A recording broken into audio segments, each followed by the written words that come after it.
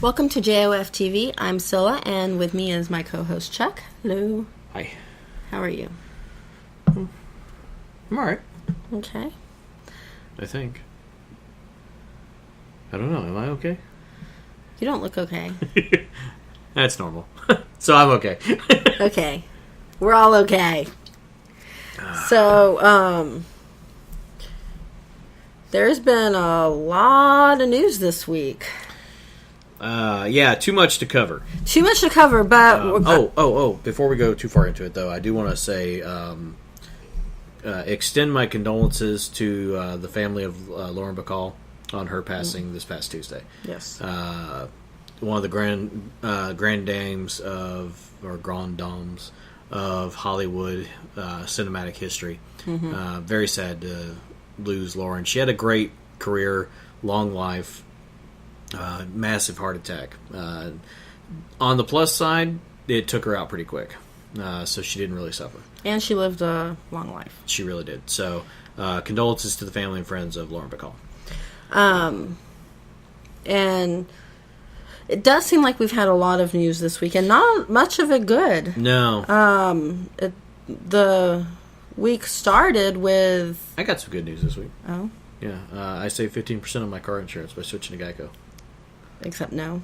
Except I don't have a car, and therefore I don't have insurance. The week started with a racing tragedy when racer Tony Stewart ran another racer over and killed him. I don't like to phrase it that way. That's what happened. There was an incident at a dirt track last Saturday, and the Tony Stewart's car did strike the other racer. Tony Stewart didn't run over somebody. He was driving the car? Yes, he was driving the car, but he didn't... Number one, he didn't run over the guy. The guy was struck and thrown. Okay, he hit another racer and killed him. Because the racer got out of his vehicle. It's a dirt track, which, number one, is not the safest venue for racers to begin with. It is because less traction, things like that. There was some sort of altercation between them while racing. Tony's been accused of intentionally spinning him out and pushing him into the wall. I didn't see that. I watched the video. I don't see that happening. It looks like it was just one of those incidental contacts that did spin the guy out. But the idiot got out of his vehicle, and I realize I sound callous by calling him an idiot, but he was. He got out of his vehicle and got into the middle of traffic, and you could see cars having to dodge around him. Tony didn't get out of the way fast enough. The guy jumps in front of Tony and gets hit, and he dies on impact. That's not Tony's fault. And the people that are blaming Tony, they need to wake up. And that, if that's you, that includes you. Here's my feeling on it. It's an ongoing investigation. Right. I make no judgments on anything until all the facts are in.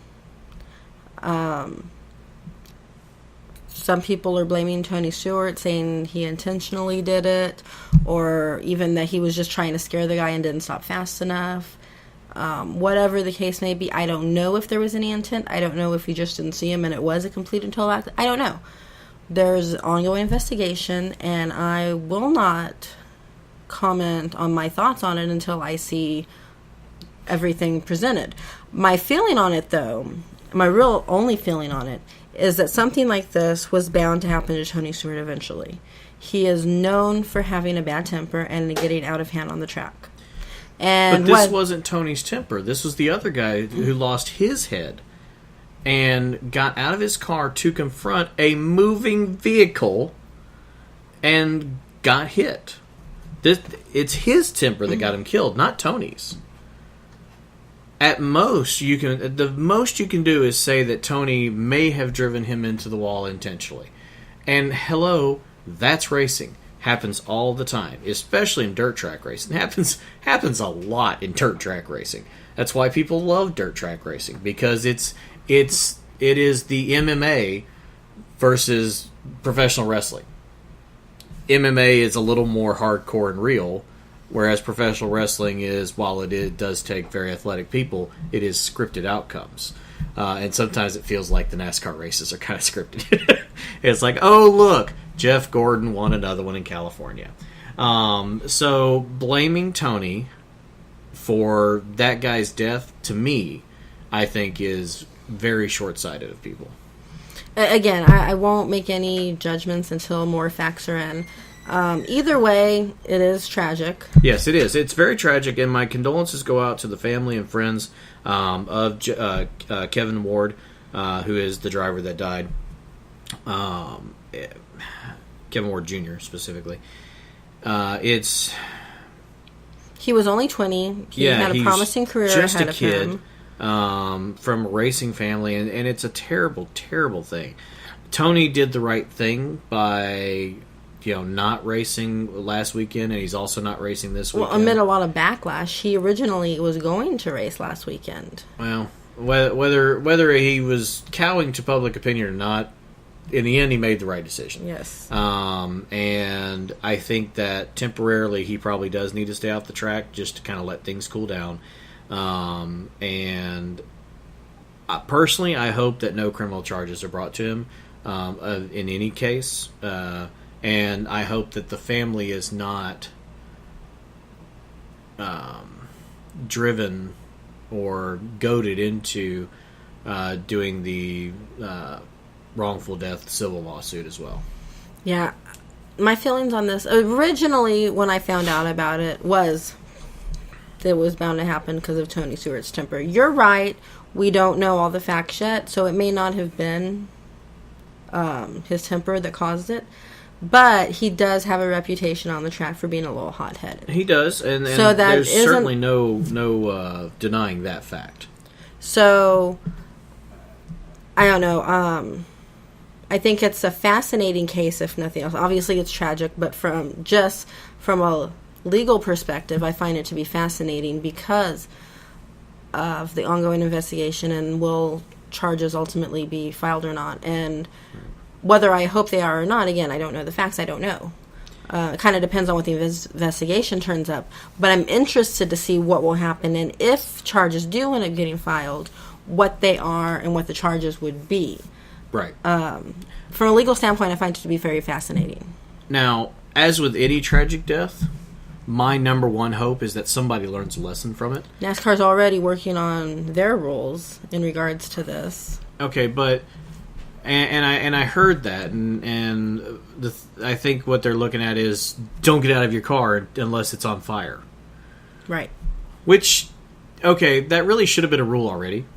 But it wasn't. In a situation where the drivers are losing their cool, they're not necessarily worried about following the rules. They'll take the fine and the penalty or whatever to confront the other driver. I want the drivers to learn it is not safe to get out of your vehicle and walk across a track of moving fucking cars. But Chuck, if they don't know this, trying to cross. If they don't know this already, how are you going to teach them? I know. It's like trying to cross I-35 during rush hour. They're professional drivers. If they don't know this by now, you're not going to change it. And that's that is actually the problem. This kid, 20 years old, he was barely a professional. He didn't have the experience, and that's ultimately what got him killed. Is he didn't have enough experience on the track to know I should not get out of this vehicle. Right. Because no matter what caused him to go into the wall, it wasn't worth his life. And that is the tragedy of the situation, is that he lost his life for no reason. Mm-hmm. Regardless of whose fault it was, whether it was incidental, intentional, or whatever. He should never have gotten out of that car. I have seen interviews with Tony during this week, and it is clear to me that he is devastated that something he did caused this young man to die. It's possible that his initial reaction was, got to go to work, got to race, got to do the job. That's what Kevin may have wanted. It's entirely possible that that's the way he felt. As, obviously the social backlash and everything, I think he finally realized, you know what, it's not a good idea. I need to step back. And that's why he's once again not racing this weekend. Right. And I would be surprised if he races within the next couple of weeks. It's terrible. It is tragic. I don't want to be one of those ones blaming Tony. And I'm not going to, like I said, I need facts before I make a judgment. And I think that's bothering me about the whole thing is everyone's so quick to jump to judgment one way or another. I mean, there's supporters on both sides. Right. But it's too soon to make that judgment. Everyone immediately made a snap decision on what side they support, but we don't. It's an ongoing investigation. We don't have the facts. Right. And it drives me crazy how people will jump all over something without all the facts. Yeah, and it could come out that there is some sort of evidence that Tony did it intentionally. If so, I will say this. If it comes to light that Tony intentionally hit Kevin Ward Jr., then regardless of criminal charges, the first thing that needs to happen is he needs to be banned from racing, and his team as well. Well, even if not just him as a racer, but everything his connection to NASCAR needs to be completely severed. And not even just if he hit him intentionally, even if the people are saying this, if this is right, that he went towards Kevin Ward Jr. just to scare him and didn't stop in time. If he even drove the car at him to scare him, that's enough. And I would agree with that. But the only way you're going to prove that is if there is film footage that shows him steer towards Kevin, not trying to get away, go around him, or some sort of audio, because obviously those cars are mic'd. Right. Some sort of audio that shows. And that's the thing, him talking to his crew. Police have not released all the evidence they have to absolutely. the public. There could be footage of something definitive that we don't know. It's too soon to make that judgment. Right. And people need to, and not just this case, and it's become really bad. It was bad with Facebook, and Twitter has made it even worse. Instant judgments on people without all the facts in place. Right. And that's kind of where I'm at. I'm trying not to automatically blame Tony. I don't like the concept of blaming a dead man either. But no matter what you say, had he not gotten out of the car, it wouldn't have happened. That is certainly a fact that we do know. Had you not gotten out of that vehicle, and you would not have been in that situation. And that's about the only fact we know. Exactly. So obviously we're going to monitor it, see what happens, and as new information comes, we'll discuss further. I'm sure. Speaking of ongoing investigations, our very own Texas governor has been indicted.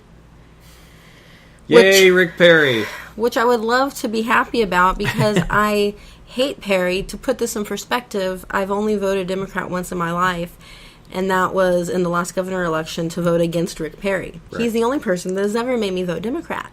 That's how much I dislike this guy. I feel like he is corrupt, and he's done plenty of things that could have warranted indictments. And so I should be thrilled that he's finally been indicted. But the thing they've indicted him for is bogus, and the liberals have actually done something to Rick Perry that has made me support Rick Perry, which I didn't think was actually possible. And this pisses me off. It just makes me mad that I have to support Rick Perry now. It makes me mad that I actually see and that I'm on his side about something. And for those of you that don't know, Rick Perry was indicted for coercion and abuse of power, basically because he vetoed funds from Travis County DA, who is also the Public Integrity Unit. And basically what happened is this DA was arrested for drinking and driving. There were some other charges in there as well. She served 45 days ultimately. And refusing arrest. Yes. There's video of it online, which I plan on posting everywhere I possibly can. Because I really don't like this woman. And so Perry told her she needed to step down from her role as DA, which makes sense because how are you going to prosecute DWI cases when you yourself have a DWI while you're in office. You know, it would have been one thing if she had a DWI prior to her serving and stayed clean in office. She didn't. So Perry asked her to step down. She didn't. Made a lot of people mad that she didn't. A lot of citizens in Travis County. Me as one of them. And so Perry basically said, okay, well, the public is lost faith in this office. I can't support giving money to this office that doesn't have the confidence of the community. So if you don't sit down, I'm going to veto this. She didn't sit down. He vetoed it. They're saying that was abuse of power and coercion. This is one of those legal gray areas that I have very little opinion on. And let me explain. Deborah Lindbergh, who is the Travis County DA in question, she was arrested for a DWI on April 12, 2013. She pled guilty on April 19th, 2013, and had announced that she wants to stay in office after serving out her 45 days. And like you said, Rick Perry said, well, if you're not going to step down, I can't in good conscience support your office because the people don't want to support your office. They don't support you, therefore they don't support your office. Which makes perfect sense to me. Yeah, it really does. But is it... The question becomes, and this is why he was indicted, the question becomes, is it legal... was he within his legal rights as governor of the state of Texas to veto that funding for this reason? Because he's vetoing the funding of an office of a group, not one person. Right. Yes, she's the head of that office, but she's not the only person in that office. So, and it's going to come down to the Texas state constitution, and obviously, according to Perry's attorneys, he was following his vetoing rights presented in the state constitution, and we'll see if ultimately the legal system agrees. The grand jury did not, but this is Travis County. The grand jury agreed that there was enough evidence that it was illegal, enough to pursue a court case. They don't have to make the decision, was this legal? They just have to say, yes, there's enough evidence here that this may be illegal, so let's have a case. And the thing you have to remember... that's all they did. Well, and to put this in perspective for the rest of the country, because that's not in this area, and we obviously have a unique perspective here in Austin than the rest of the country, because we're actually right here in the center of it all. Right. Travis County is about the most liberal area of Texas there is. Yeah, it is a sea of it is an island of blue and a sea of red, is how I like to describe it. It is. Most of Texas is very conservative. Austin has had such a flood of Californians that it's made Austin liberal, and Austin is in Travis County. So, Austin is Travis County for the most part. For the most part, yes. So, keeping that in perspective, you're indicting a Republican governor in a liberal county. Right. So, if you put that in perspective, of course he got indicted. Yeah. So, that being said, this is another one of those that we're going to have to monitor closely, see what happens. Perry is not taking this line down. He has been very vocal about fighting it, that he was following the rules of the Texas State Constitution and his veto powers as governor. Now, he has already stated that he's not going to be seeking re-election. Yes. And it's not just because of this, but this was kind of icing on the cake. Because he already knew that this was coming when he made the announcement. He did, but there have been a lot of sources that indicate he knew he wasn't going to run for re-election anyway, because he's run for president before in the last election, and he found out firsthand how hard it is to run a presidential campaign and a state at the same time. Right. And if he wants to run in 2016, he needs to focus his whole focus on his campaign, and I suspect that he will. I think that's some of the good decisions, and surprisingly, he's made some good decisions lately, have to do with him seeking the White House, him standing up against the president and sending National Guard to the borders to protect Texas. Which, for those of you that don't live in Texas or in a border area, you don't know how bad it actually is down there in Mexico. We do need the protection. Something needs to be done. The president should have done something a long time ago. Yeah, and let's be clear here. The National Guard thing, it's not about protecting our borders from illegal aliens, although It's the that's cartel. part of it. It's the cartels. Yeah, it's the physical violence and danger that's going on immediately across that border that we are trying to keep from spilling over into America as much as we can. And it has been spilling over. I've heard that Laredo is just terrible right now, incredibly dangerous. Right. Laredo, Texas, it's in the States. Yeah, and it's weird. We've talked about that, where those border cities are actually very... It's tenuous down there right now, especially on the other side of the border, but that has spilled over into the American side. However, El Paso, still, safest community in like the entire country. El Paso, Texas, which is immediately across the border from, I'm going to say it wrong, is it Juarez? Yeah. Yeah, Juarez, Mexico is on the other side, and it's, at last I checked, was the most dangerous locale in Mexico because it's got the largest cartel influence and all that. All the danger in Juarez, and none of it is affecting El Paso. I don't know how they're doing it. Or very little anyway. It's weird. It's like as soon as you cross that bridge, you know you can roll your windows down and unlock your doors. But the fact of the matter is, there is violence spilling over into the states, and the president wasn't doing anything to protect our state, so our governor stepped up. And for the first time, I went, "Go Perry! Thank you for finally doing something for the people of Texas." Right, because the National Guard, while it is a function of the Army, Air Force, whatever, they are state functions. They are run by the state, funded by the state, so on and so forth. So they're our own private little army. And so Perry's been doing a lot to protect Texas as of late, which I find shocking, but good. But encouraging. And regardless of his reasons, whether it's so that he can say he did this when the president did nothing when he runs for election for the White House. Regardless of his reasons, it's been done, and somebody did something, and it needed to be done because the state needed the protection. Right. And other states should follow suit. Mm-hmm.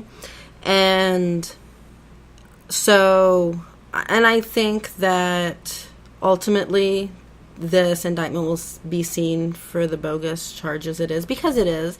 And I really do think I think to an extent it probably is bogus. This is revenge. She is mad that he vetoed her funding. And I do think that he was well within his rights, because why are you going to give money to an office that doesn't have the confidence of the public anymore? If we had a recall option, she'd have been recalled. Right.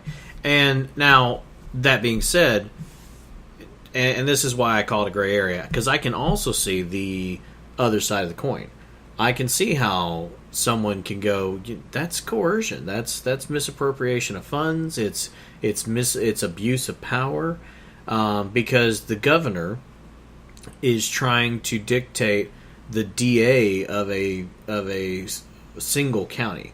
It's not like he's trying to get the state DA to step down. It's the county DA, and that should be a local issue. Except for the fact that she's in charge of a department that has statewide jurisdiction. Right.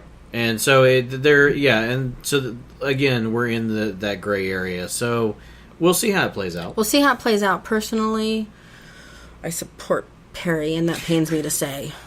She almost threw up a little bit in her mouth saying that. That would be like me saying I support Dan Didio. Same thing. And God help us if anything ever happens to Didio that makes me support him. This is along those same lines. And then really quickly, I don't want to focus too much in on this, but just before we wrap up, because I think everything, once again, speaking about everyone rushing to judgments on Twitter and taking sides before all the facts are in an ongoing investigation, we have the whole issue going on in Ferguson, Missouri. Oh, yeah. Again, ongoing investigation. I blame Al Sharpton. Absolutely. It's everything I've seen with the the focus on racial tension and all that, it's because Al Sharpton called out the community and said, go march in the streets. And I don't care who hates me for saying this, but I'm going to say it once again. It is not everything that happens to a person that happens to have dark skin is because of their race. Am I saying it's impossible that it was racially motivated? Of course not. It very well could be. It could be. But that should not be the first conclusion you jump to just because he happened to have darker skin. But that does seem to be what the media is latching onto, is the racial tension and the racial motivation. They did the same thing with that Trayvon we have Martin. No proof of whatsoever. Yeah, but Trayvon, they really did have proof that it was racially motivated. They really did. And they have not shown us any proof that Ferguson is racially motivated. And until I see proof that it is, then I will not automatically assume that it is. But it's always the first conclusion that they jump on. That's right. And what's interesting about that is that's always the first conclusion when it is a black victim brutalized by the white man police. When it's the other way around, nobody cares. Exactly. And it's what I've been saying all along, racism against whites.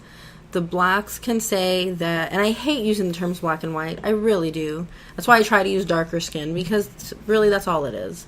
You're a darker skin color than me. But for these purposes, I have to,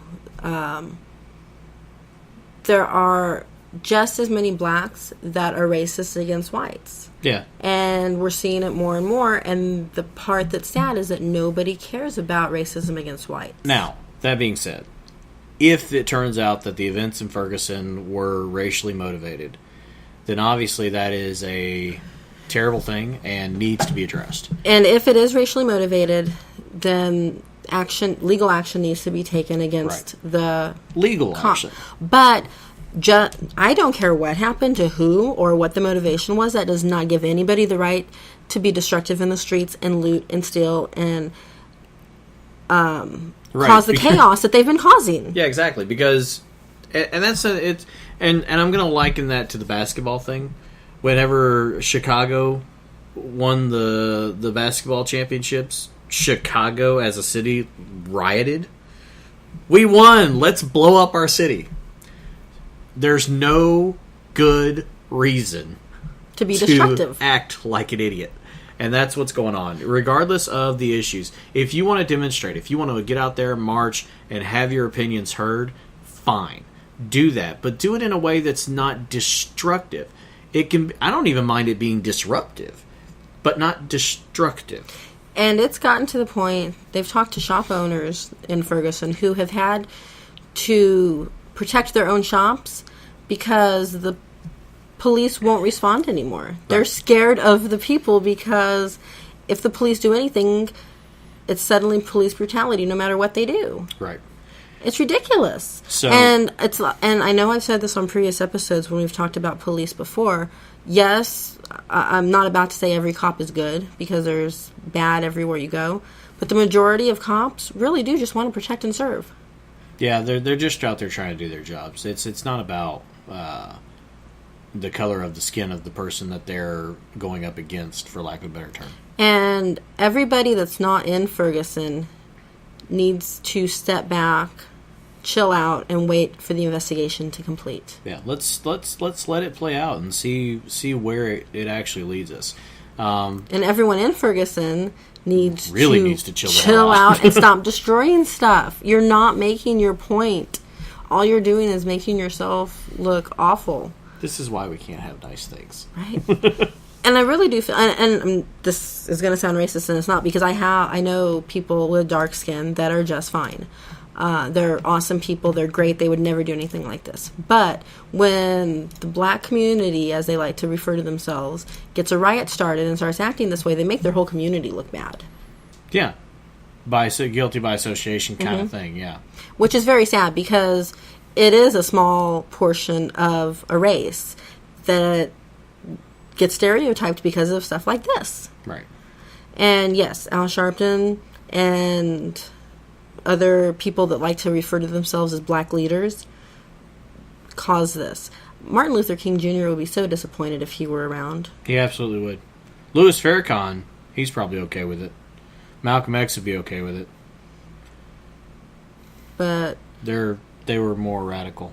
Yeah, but this is not the dream Martin Luther King was talking about. It's really not. So. Anyway, that's all I have to say about it. Stop rushing to judgment. We're in today's society. We're so quick because we can write 140 characters just like that and post it, jumping to judgment instead of waiting for the facts to come in. And we need to take a step back and see how things play out before we make those judgments. Yep. And that's all the time we have for today. Thank you for watching JoF TV, and make sure to check us out on our website, jackalopesafari.com, and check us out on Facebook and Twitter. Thanks for watching.